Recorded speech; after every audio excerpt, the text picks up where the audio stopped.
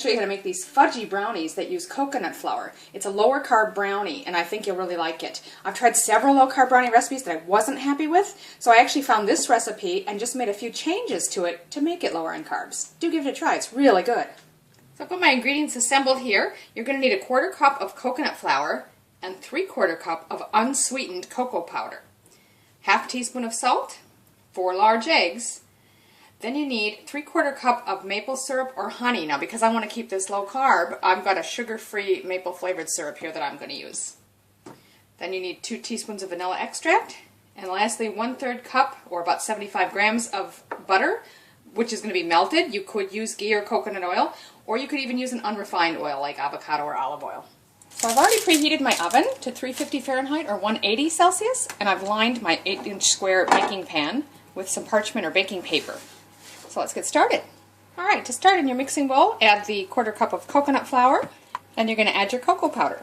So that's 1, 2, and 3/4 cups. And your 1/2 teaspoon of salt. So we'll mix those dry ingredients together with a whisk. You can use a food processor or mixer if you have one.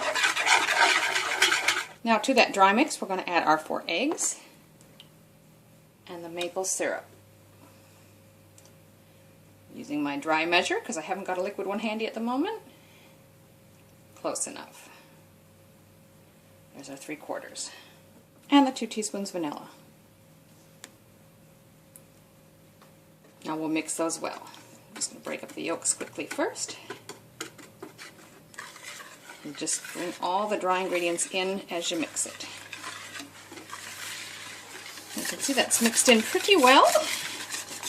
And it's starting to look like it better. We're just going to, last thing now is add that melted butter or oil. And again, you can continue to whisk by hand, or you can use a mixer if you'd prefer.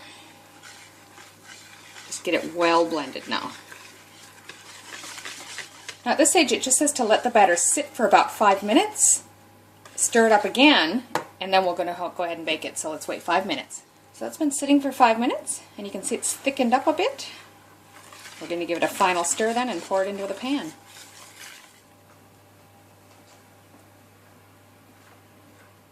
And once you've got it in there, just sort of spread it all around and into the corners, nice and even.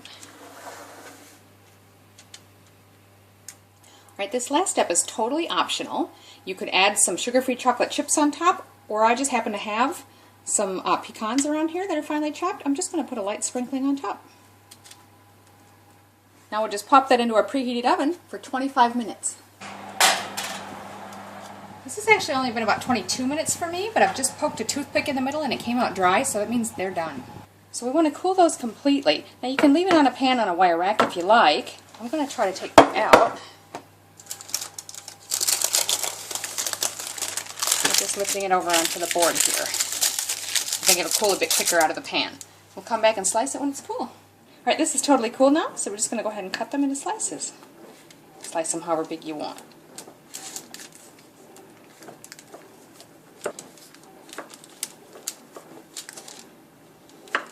So there you have it, fudge brownies made with coconut flour. They're a much lower carb version and yet still moist and really nice.